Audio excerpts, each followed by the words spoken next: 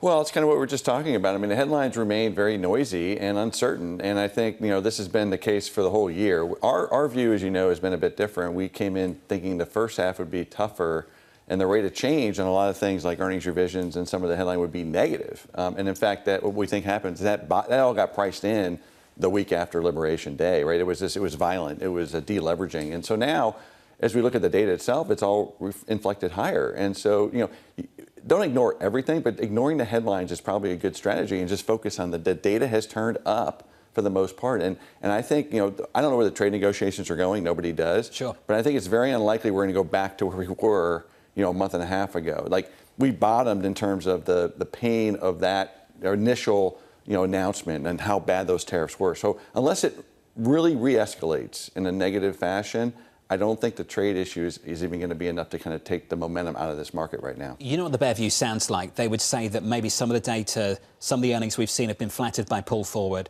and we'll get the bill for that later this summer. Do you think we're priced for that kind of slowdown, that weakness we could see in the summer months? That's probably right, and we had that view too. There was a pull forward in Q1. Q1 ended up being better than they feared because, the numbers came down a bunch. I think the second quarter, though, is expected now to be weaker. So that's going to be the key. I think the biggest risk for the market is going to probably be either rates, as we've talked about in the past, north of 4.5%, or we do go into earnings season. It's not as good as people were hoping for, and we have maybe a 5 to 7% correction. But that's not what people kind of want. People want another 10 to 15% drawdown to get to get more exposure. And I just don't think you're going to get that. I mean, I've seen this a million times. You want it, but you're just going to have a shorter trigger finger.